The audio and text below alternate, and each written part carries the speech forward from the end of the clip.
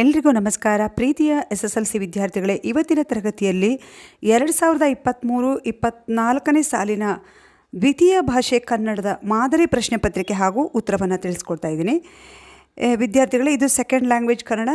Karnataka school examination and assessment board Malleshwaram ಅವರು ಕಳಿಸಿರ್ತಕ್ಕಂಥದ್ದು, ಅಂದರೆ ಡಿಪಾರ್ಟ್ಮೆಂಟಿಂದ ಬಂದಿರತಕ್ಕಂತಹ model question paper ಅಂತ ಹೇಳ್ತಾ ಇದ್ದೀನಿ. ಈಗಾಗಲೇ ನಾನು ಸಾಕಷ್ಟು ಕ್ವೆಶ್ಚನ್ ಪೇಪರ್ಗಳ ವಿಡಿಯೋವನ್ನು ಹಾಕಿದ್ದೀನಿ. ಯಾರ್ಯಾರು ನೋಡಿಲ್ವೋ ದಯಮಾಡಿ ಆ ಎಲ್ಲ ವಿಡಿಯೋಗಳನ್ನು ನೋಡಿ ಅಂತ ಹೇಳ್ತಾ ಇದ್ದೀನಿ. ಸಾಮಾನ್ಯವಾಗಿ ಈ ಮಾದರಿ ಪ್ರಶ್ನೆ ಪತ್ರಿಕೆ ಅಂತ ಏನಿದೆ, ಈ ಮಾದರಿ ಪ್ರಶ್ನೆ ಪತ್ರಿಕೆ ನಿಮಗೆ ಈಗಾಗಲೇ ಆಗಿರ್ತಕ್ಕಂತಹ mid term question paper, preparatory question paper, ಈ 3 ಕ್ವೆಶ್ಚನ್ ಪೇಪರ್ಗಳನ್ನು ನೀವು ನೋಡಿಕೊಂಡ್ರೆ ಪಾಸಿಂಗ್ ಮಾರ್ಕ್ಸ್ ಅಂತೂ ಕ್ವೆಶ್ಚನ್ಸ್ ರಿಪೀಟ್ ಆಗುತ್ತೆ ಅಂತ ಹೇಳ್ತಾ ಇದ್ದೀನಿ. ಹಾಗಾಗಿ ಕೆಲವು ಮಕ್ಕಳಿಗೆ ಇದು ತುಂಬ ಉಪಯೋಗ ಆಗುತ್ತೆ. ವಿದ್ಯಾರ್ಥಿಗಳೇ, ಹಾಗಾದರೆ ಪ್ರಶ್ನೆ ಪತ್ರಿಕೆಗೆ ಹೋಗೋಣ. ಇಲ್ಲಿ ಕೊಟ್ಟಿರ್ತಕ್ಕಂತಹ ಸೂಚನೆ ಇದೆಲ್ಲ ಏನು ನಾನು ಓದಲ್ಲ. ಪ್ರಶ್ನೆ 1, ಕೆಳಗಿನ ಪ್ರಶ್ನೆಗಳಿಗೆ ಅಥವಾ ಅಪೂರ್ಣ ಹೇಳಿಕೆಗಳಿಗೆ 4 ಆಯ್ಕೆಗಳನ್ನು ನೀಡಲಾಗಿದೆ. ಅವುಗಳಲ್ಲಿ ಸೂಕ್ತವಾದ ಉತ್ತರವನ್ನು ಆರಿಸಿ ಅದರ ಕ್ರಮಾಕ್ಷರದೊಂದಿಗೆ ಬರೆಯಿರಿ. ಈಗಾಗಲೇ ಹೇಳಿದ್ದೀನಿ ಏನು ಕ್ರಮಾಕ್ಷರ ಅಂದರೆ. ನೋಡಿ, ಈಗ ಪ್ರಶ್ನೆ 1 ಇದೆ. ಈ 1 ಅಂತ ಬರಿಬೇಕು ನೀವು. ಪ್ರಶ್ನೆ 1 ಅಂತ ಬರೆದು ಅದ್ರ ಮೇಲೆ ಯಾವ ಆಪ್ಷನ್ ಕರೆಕ್ಟ್ ಇದೆಯೋ ಆ ಆಪ್ಷನ್ ನಂಬರ್ ಹಾಕಿ, ಅಂದರೆ ABC ಇದನ್ನು ಹಾಕಿ ನೀವು ಕರೆಕ್ಟ್ ಆನ್ಸರ್ ಬರಿಬೇಕಾಗತ್ತೆ. ಪ್ರಶ್ನೆ 1, ಆದೇಶ ಸಂಧಿಗೆ ಉದಾಹರಣೆಯಾಗಿರುವ ಪದ. ಆಪ್ಷನ್ಸ್: ಶಾಲೆಯಿಂದ ಬೇರೊಬ್ಬ, ಗುರುವನ್ನು, ಬೆಟ್ಟದಾವರೆ. ಇದೆಲ್ಲ ಸಂಧಿ ಪದಗಳ ಆಪ್ಷನ್ಸ್ ಇದೆ. ಮೊದಲನೇದಾಗಿ ಆದೇಶ ಸಂಧಿ ಅಂದರೆ ಏನು ಅಂತ ತಿಳ್ಕೊಳ್ಳೋಣ. ಆದೇಶ ಸಂಧಿ ಅಂದರೆ ಕತಪ ವ್ಯಂಜನಕ್ಕೆ ಗದಪ ವ್ಯಂಜನ ಆದೇಶವಾಗಿ ಬಂದರೆ, ಸಂಧಿ ಕಾರ್ಯ ನಡೆಯುವಾಗ ಅಂದರೆ ಸಂಧಿಯಾಗುವಾಗ ಕತಪ ವ್ಯಂಜನಕ್ಕೆ ಗದಪ ವ್ಯಂಜನ ಆದೇಶವಾಗಿ ಬರೋದನ್ನು ಆದೇಶ ಸಂಧಿ ಅಂತ ಕರೀತಾರೆ. ಅಂದರೆ ಕತಪ ವ್ಯಂಜನದ ಬದಲಿಗೆ ಗದಪ ವ್ಯಂಜನ ಬರುತ್ತೆ. ಇಲ್ಲಿ ನೋಡಿ, ಉದಾಹರಣೆಗೆ ಅವ್ರು ಕೊಟ್ಟಿರ್ತಕ್ಕಂಥ ಪ್ರಶ್ನೆ ಬೆಟ್ಟದಾವರೆ. ಇಲ್ಲಿ ಆಪ್ಷನಲ್ಲಿ ಬೆಟ್ಟದಾವರೆ ಇದೆ. ಶಾಲೆಯಿಂದ, ಶಾಲೆ ಪ್ಲಸ್ ಇಂದ ಶಾಲೆಯಿಂದ ಆಗಲ್ಲ, ಅಂದರೆ ಯಕಾರ ಬಂದಿದೆ ಅಲ್ಲಿ. ಬೇರೊಬ್ಬ, ಬೇರೆ ಪ್ಲಸ್ ಒಬ್ಬ, ಇದು ಲೋಪಸಂಧಿಗೆ ಉದಾಹರಣೆಯಾಗಿದೆ. ಗುರುವನ್ನು, ಗುರು ಪ್ಲಸ್ ಅನ್ನು, ಗುರುವನ್ನು ವಕಾರಾಗಮ ಸಂಧಿಗೆ ಉದಾಹರಣೆಯಾಗಿದೆ. ಬೆಟ್ಟ ಪ್ಲಸ್ ತಾವರೆ. ನೋಡಿ, ಅದನ್ನು ನಾನು ಅಂಡರ್ಲೈನ್ ಮಾಡಿದ್ದೀನಿ. ಆ ಬೆಟ್ಟ ಮತ್ತು ತಾವರೆ ಎರಡು ಸೇರಿಸಿ ಬರೆದಾಗ ಬೆಟ್ಟದಾವರೆ ಅಂತಾಗಿದೆ. ಅಂದರೆ ತಕ್ಕೆ ದ ಬಂದಿದೆ. ಆದೇಶ ಸಂಧಿದೇನು? ಕತಪಗಳಿಗೆ ಗದಬ ವ್ಯಂಜನ ಆದೇಶ ಆಗಿ ಬರೋದು. ಇಲ್ಲಿ ತಕ್ಕೆ ದ ಬಂದಿದೆ. ಹಾಗೆ ಮುಂದಿನ ಪ್ರಶ್ನೆ 2, ಜೋಡು ನುಡಿಗೆ ಉದಾಹರಣೆಯಾಗಿರುವ ಪದ. ಆಪ್ಷನ್ಸ್: ಹುಳು ಹುಪ್ಪಟೆ, ಕತ್ತಿ ಮಸೆ, ಹೊಚ್ಚ ಹೊಸದು, ನಿಲ್ಲು ನಿಲ್ಲು. ಕರೆಕ್ಟ್ ಆನ್ಸರ್ ಹುಳು ಹುಪ್ಪಟೆ. ಪ್ರಶ್ನೆ 3, ಬಾಂದಳ ಪದದ ಅರ್ಥ. ಆಪ್ಷನ್ಸ್: ಭೂಮಿ, ಸಮುದ್ರ, ಆಕಾಶ, ದೇವಲೋಕ. ಇಲ್ಲಿ ಬಾಂದಳ ಅಂದರೆ ಆಕಾಶ ಅನ್ನೋ ಒಂದು ಅರ್ಥ. ಹಾಗಾಗಿ ಕರೆಕ್ಟ್ ಆನ್ಸರ್ ಆಕಾಶ. ಪ್ರಶ್ನೆ 4, ಕರ್ನಾಟಕ ಪದವು ಈ ವ್ಯಾಕರಣಾಂಶಕ್ಕೆ ಉದಾಹರಣೆಯಾಗಿದೆ. ಆಪ್ಷನ್ಸ್: ಭಾವನಾಮ, ಅಂಕಿತನಾಮ, ಅನ್ವರ್ಥನಾಮ, ರೂಢನಾಮ. ಇದರಲ್ಲಿ ಕರ್ನಾಟಕ ಅಂತಕ್ಕಂಥದ್ದು ಹೆಸರು ಅಲ್ವಾ, ಹಾಗಾಗಿ ಇದು ಅಂಕಿತನಾಮ. ಅಂಕಿತನಾಮ ಅಂದರೆ ವ್ಯವಹಾರದ ಉಪಯೋಗಕ್ಕಾಗಿ ಇಟ್ಕೊಂಡಿರ್ತಕ್ಕಂಥ ಹೆಸರುಗಳು. ಅವನು, ಇವನು, ಅದು, ಇದು ಅಂತ ಹೇಳೋಕ್ಕಾಗಲ್ಲ ಅಲ್ವಾ. ಹಾಗಾಗಿ ವ್ಯವಹಾರಕ್ಕೆ ಉಪಯೋಗಕ್ಕೆ ಬೇಕಾಗಿರ್ತಕ್ಕಂತಹ ಹೆಸರು. ಇಲ್ಲಿ ಕರ್ನಾಟಕ ಅಂತಕ್ಕಂಥದ್ದು ಹೆಸರಾಗಿರೋದ್ರಿಂದ ಇದು ಅಂಕಿತನಾಮ. Correct answer ಅಂಕಿತನಾಮ. ಹಾಗೆ ಸೆಕೆಂಡ್ ಮೇನ್, ಕೆಳಗಿನ ಪ್ರತಿಯೊಂದು ಪ್ರಶ್ನೆಗಳಿಗೆ ಒಂದೊಂದು ವಾಕ್ಯದಲ್ಲಿ ಉತ್ತರ ಬರೆಯಿರಿ. ಪ್ರಶ್ನೆ 12 ಇದೆ. ಪ್ರಶ್ನೆಯೊಂದಕ್ಕೆ 1 ಅಂಕ. ವಿದ್ಯಾರ್ಥಿಗಳೇ ನೋಡ್ಕೊಳ್ಳಿ. ಪ್ರಶ್ನೆ 5, ವಿಷದ ಬಾಣವು ಮರಕ್ಕೆ ಏಕೆ ತಗುಲಿತು? ಜಿಂಕೆಯು ಹಾರಿ ಬೇಡನ ಬಾಣದ ಹೊಡೆತದಿಂದ ತಪ್ಪಿಸಿಕೊಂಡ ಕಾರಣ ವಿಷದ ಬಾಣ ಮರಕ್ಕೆ ತಗುಲಿತು. ಪ್ರಶ್ನೆ 6, ಅಸಿ ಮಸಿ ಎಂದರೇನು? ಅಸಿ ಎಂದರೆ ಕತ್ತಿ, ಮಸಿ ಎಂದರೆ ಸಾಹಿತ್ಯ ರಚನೆ. ಪ್ರಶ್ನೆ 7, ಶ್ರೇಷ್ಠ ಗುರುವಿನಲ್ಲಿ ಎಂತಹ ಶಕ್ತಿ ಇರುತ್ತದೆ? ಶ್ರೇಷ್ಠ ಗುರುವಿನಲ್ಲಿ ಶಿಷ್ಯರ ಮನಸ್ಸನ್ನು ಅರಿಯುವ, ಅವರ ಆಸಕ್ತಿಗೆ ತಕ್ಕ ಜ್ಞಾನ ನೀಡುವ ಶಕ್ತಿ ಇರುತ್ತದೆ. ಪ್ರಶ್ನೆ 8, ಹಕ್ಕಿಗಳು ಗೂಡು ಕಟ್ಟುವ ಸಾಮರ್ಥ್ಯಕ್ಕೆ ಮಿತಿಯೊಡ್ಡುವ ಅಂಶಗಳು ಯಾವುವು?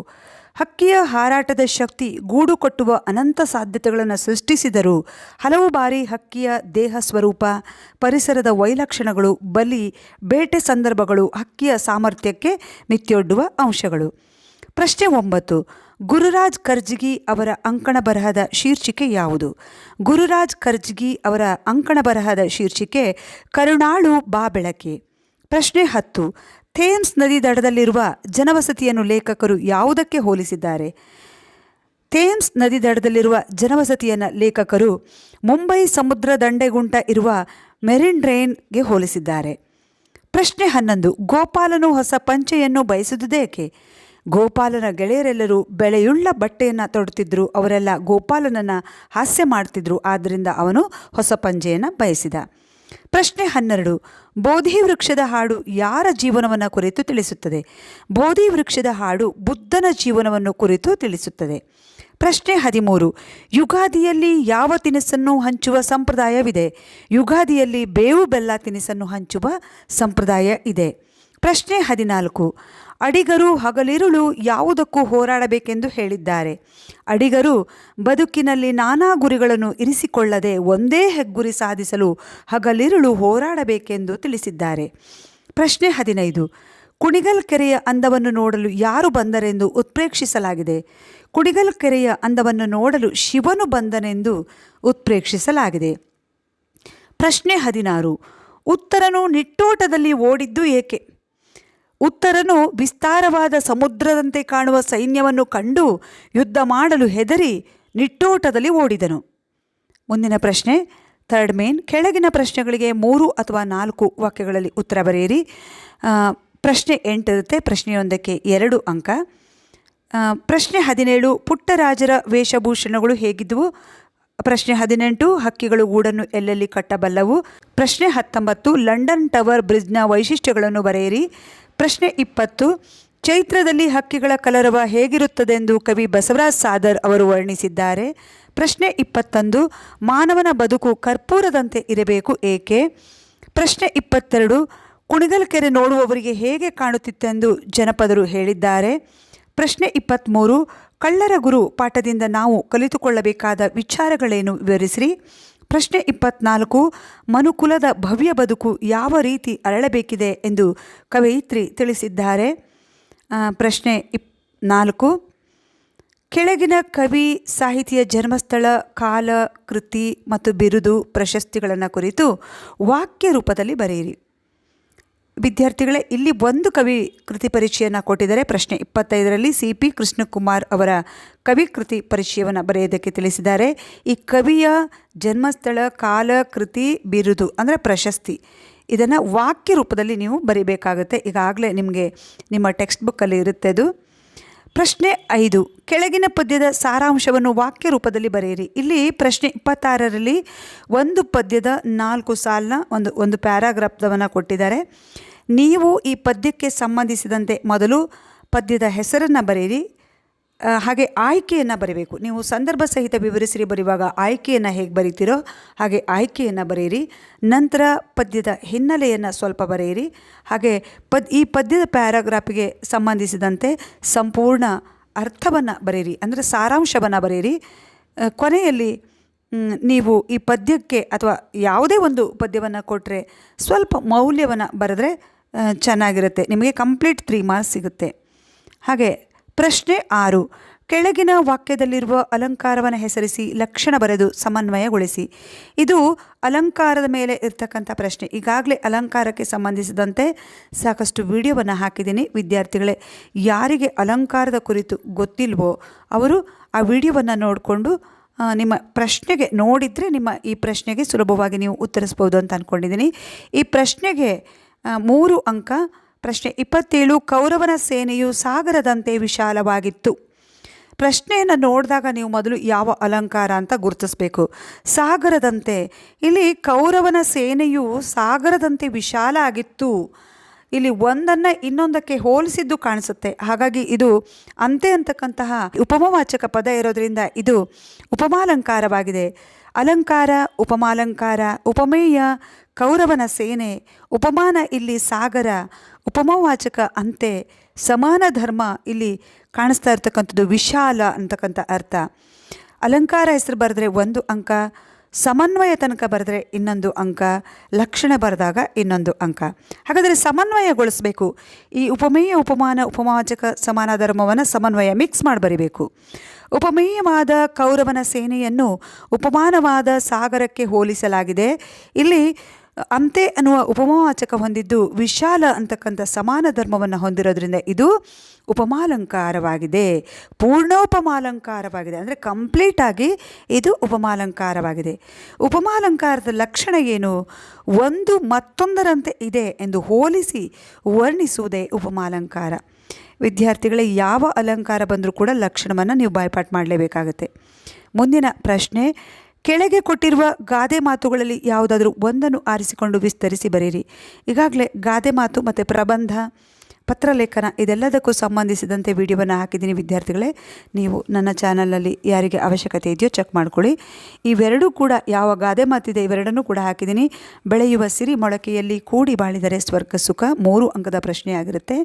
ಹಾಗೆ ಮುಂದಿನ ಪ್ರಶ್ನೆ, ಕೆಳಗಿನ ವಾಕ್ಯ ಅಥವಾ ಹೇಳಿಕೆಗಳಿಗೆ ಸಂದರ್ಭ ಮತ್ತು ಸ್ವಾರಸ್ಯಗಳನ್ನು ಬರೆಯಿರಿ. ಇಲ್ಲಿ ಪ್ರಶ್ನೆಯೊಂದಕ್ಕೆ 3 ಅಂಕ, 5 ಪ್ರಶ್ನೆ ಇರುತ್ತೆ. ಪ್ರಶ್ನೆ 29, ಇಂಥ ಒಣಮರದಲ್ಲಿ ಏಕೆ ವಾಸ ಮಾಡುತ್ತಿದ್ದೀಯಾ? ಪ್ರಶ್ನೆ 30, ನೀವೇ ಕಾಪಿ ಹಾಕಿಕೊಳ್ಳಿ ಆಮೇಲೆ ಕುಳಿತು ಮಾತನಾಡೋಣ. ಪ್ರಶ್ನೆ 31, ಆ ಗೋಪಾಲ ಕೊಡಬೇಕು ನಾವು ಉಣಬೇಕು. ಪ್ರಶ್ನೆ 32, ಒಂದು ಜೀವನಕ್ಕೇಕೆ ಹಲವು ಸಾಧ್ಯಗಳು. ಪ್ರಶ್ನೆ 33, ಎಮ್ಮರ ಮನೆಯ ನಾರಿಯರೇ ಸಾಕು. ಹಾಗೆ ಪ್ರಶ್ನೆ 9, ಕೆಳಗಿನ ಪದ್ಯ ಭಾಗವನ್ನು ಪೂರ್ಣಗೊಳಿಸಿ ಬರೆಯಿರಿ. ಪದ್ಯ ಇಲ್ಲಿ 2 ಪ್ಯಾರಾಗ್ರಾಫನ್ನು ಕೊಟ್ಟಿರ್ತಾರೆ. ಯಾವುದಾದ್ರೂ ಒಂದು ಪ್ಯಾರಾಗ್ರಾಫನ್ನು ನೀವು ಪೂರ್ಣಗೊಳಿಸಿ ಬರೀಬೇಕಾಗುತ್ತೆ. ಪ್ರಶ್ನೆಯೊಂದಕ್ಕೆ 4 ಅಂಕ ಇರುತ್ತೆ. 10ನೇ ಮೇನು, ಕೆಳಗಿನ ಪ್ರಶ್ನೆಗೆ 8 ಅಥವಾ 10 ವಾಕ್ಯಗಳಲ್ಲಿ ಉತ್ತರ ಬರೆಯಿರಿ. ಇಲ್ಲೂ ಸಹ ಹಾಗೆಯೇ ಇಲ್ಲಿ ಪ್ರಶ್ನೆ 35ರಲ್ಲಿ 2 ಪ್ರಶ್ನೆ ಇದೆ. ಯಾವುದಾದ್ರೂ ಒಂದು ಪ್ರಶ್ನೆಗೆ ಉತ್ತರಿಸಬೇಕು. ಪ್ರಶ್ನೆಯೊಂದಕ್ಕೆ 4 ಅಂಕ ಇದೆ. ಹಾಗೆ ಮುಂದಿನ ಪ್ರಶ್ನೆ, ಕೆಳಗಿನ ಗದ್ಯ ಭಾಗವನ್ನು ಮನಸ್ಸಿನಲ್ಲಿ ಓದಿಕೊಂಡು ಕೊಟ್ಟಿರುವ ಪ್ರಶ್ನೆಗಳಿಗೆ ಉತ್ತರ ಬರೆಯಿರಿ. ವಿದ್ಯಾರ್ಥಿಗಳೇ, ಒಂದು ಪ್ಯಾಸೇಜನ್ನು ಕೊಟ್ಟಿರ್ತಾರೆ, ಅಂದರೆ ಗದ್ಯ ಭಾಗವನ್ನು ಕೊಟ್ಟಿರ್ತಾರೆ. ನೀವು ಗದ್ಯ ಭಾಗವನ್ನು ಓದೋದಕ್ಕಿಂತ ಮೊದಲು ಪ್ರಶ್ನೆಗಳನ್ನು ಓದ್ಕೊಳ್ಳಿ. ಪ್ರಶ್ನೆಯನ್ನು ಓದ್ಕೊಂಡು ನೆನಪಿಟ್ಕೊಂಡು ನೀವು ಪ್ಯಾಸೇಜನ್ನು ಓದ್ತಾ ಹೋಗಿ ಅಲ್ಲೇ ನೀವು ಆನ್ಸರನ್ನು ಟಿಕ್ ಮಾಡ್ತಾ ಹೋಗಿಬಿಡ್ಬೇಕಾಗತ್ತೆ. ಇದಕ್ಕೆ 4 ಅಂಕ ಇರುತ್ತೆ. ಒಮ್ಮೊಮ್ಮೆ 1 ಅಂಕದ 4 ಪ್ರಶ್ನೆಯನ್ನು ಕೊಡ್ತಾರೆ, ಒಮ್ಮೆ 2 ಅಂಕದ 2 ಪ್ರಶ್ನೆಯನ್ನು ಕೊಡ್ತಾರೆ. ಪ್ರಶ್ನೆ 12, ಕೆಳಗಿನ ಯಾವುದಾದ್ರೂ ಒಂದು ವಿಷಯವನ್ನು ಕುರಿತು ಪ್ರಬಂಧ ಬರೆಯಿರಿ. ಇಲ್ಲಿ 2 ಪ್ರಬಂಧವನ್ನು ಕೊಟ್ಟಿದ್ದಾರೆ, ಜನಸಂಖ್ಯಾ ಸ್ಫೋಟ ಮತ್ತು ಅರಣ್ಯ ಸಂರಕ್ಷಣೆಯ ಮಹತ್ವ. ಈಗಾಗಲೇ ಜನಸಂಖ್ಯಾ ಸ್ಫೋಟದ ಬಗ್ಗೆ ನಾನು ಪ್ರಬಂಧವನ್ನು ಹಾಕಿದ್ದೀನಿ. ಅರಣ್ಯ ಸಂರಕ್ಷಣೆಯ ಮಹತ್ವದ ಬಗ್ಗೆ ಯಾರಿಗೆ ಪ್ರಬಂಧ ಅವಶ್ಯಕತೆ ಇದೆಯೋ ದಯಮಾಡಿ ಕಮೆಂಟ್ ಮಾಡಿ ತಿಳಿಸಿ. ಪ್ರಶ್ನೆ 13, ಕೆಳಗಿನ ಯಾವುದಾದ್ರೂ ಒಂದಕ್ಕೆ ಕೊಟ್ಟಿರುವ ಮಾಹಿತಿಯನ್ನು ಆಧರಿಸಿ ಪತ್ರವನ್ನು ಬರೀಬೇಕಾಗುತ್ತೆ. ವಿದ್ಯಾರ್ಥಿಗಳಿಗೆ 2 ಪತ್ರಲೇಖನ ಇದೆ, ಯಾವುದಾದ್ರೂ ಒಂದು ಪತ್ರಲೇಖನವನ್ನು ಬರೀಬೇಕಾಗುತ್ತೆ. ಪ್ರಶ್ನೆ 38, ನಿಮ್ಮನ್ನು ದೊಡ್ಡ ಬೆಳವಂಗಲ ಗ್ರಾಮ ಪಂಚಾಯಿತಿಗೆ ಸೇರಿದ ಹಿರೇಮಳ್ಳೂರು ಗ್ರಾಮದ ಸುನಂದ ಎಂದು ಭಾವಿಸಿಕೊಂಡು ನಿಮ್ಮ ಗ್ರಾಮದ ರಸ್ತೆ ದುರಸ್ತಿ ಮಾಡುವಂತೆ ಕೋರಿ ಗ್ರಾಮ ಪಂಚಾಯಿತಿ ಅಧ್ಯಕ್ಷರಿಗೆ ಒಂದು ಮನವಿ ಪತ್ರವನ್ನು ಬರೀಬೇಕು. ಹಾಗೆ ಮುಂದಿನ ಪ್ರಶ್ನೆ, ನಿಮ್ಮನ್ನು ವಿಜಯಪುರದ ಸರ್ಕಾರಿ ಪ್ರೌಢಶಾಲೆಯಲ್ಲಿ ವ್ಯಾಸಂಗ ಮಾಡುತ್ತಿರುವ ವಿದ್ಯಾರ್ಥಿ ನಿರಂಜನ್ ಎಂದು ಭಾವಿಸಿಕೊಂಡು ನಿಮ್ಮ ಶಾಲಾ ಪ್ರವಾಸಕ್ಕಾಗಿ ಹಣವನ್ನು ಕಳುಹಿಸಿಕೊಡುವಂತೆ ಕೋರಿ ತುಮಕೂರಿನ ಬಸವೇಶ್ವರ ನಗರದ ನಿವಾಸಿಯಾದ ರಾಜೇಂದ್ರ ಎಂಬ ಹೆಸರಿನ ತಂದೆಯವರಿಗೊಂದು ಪತ್ರವನ್ನು ಬರೆಯಿರಿ. ಈ 2 ರೀತಿಯ ಪತ್ರಲೇಖನವನ್ನು ಕೂಡ ನಾನು ಈಗಾಗಲೇ ತಿಳಿಸಿದ್ದೀನಿ ವಿಡಿಯೋಗಳಲ್ಲಿ. ವಿದ್ಯಾರ್ಥಿಗಳೇ ನೋಡ್ಕೊಳ್ಳಿ. ದಯಮಾಡಿ ವಿದ್ಯಾರ್ಥಿಗಳೇ ಮಾದರಿ ಪ್ರಶ್ನೆ ಪತ್ರಿಕೆಗಳನ್ನು ನೋಡೋದಕ್ಕೆ ಮರಿಬೇಡಿ. ಎಕ್ಸಾಮ್ ಹಿಂದಿನ ದಿನ ಕೂಡ ಇದನ್ನು preparatory exam question papers, mid term exam question papers, ಹಾಗೆ ಮಾದರಿ ಪ್ರಶ್ನೆ ಪತ್ರಿಕೆ ಎಲ್ಲ ಸಬ್ಜೆಕ್ಟ್ದು ಕೂಡ ನೀವು ರಿವೈಸ್ ಮಾಡಿಕೊಂಡು ಎಕ್ಸಾಮಿಗೆ ಹೋದರೆ ತುಂಬ ಒಳ್ಳೆಯದು ಅಂತ ಹೇಳ್ತಾ ಇವತ್ತಿನ ವಿಡಿಯೋವನ್ನು ಮುಗಿಸ್ತಾ ಇದ್ದೀನಿ. Thank you.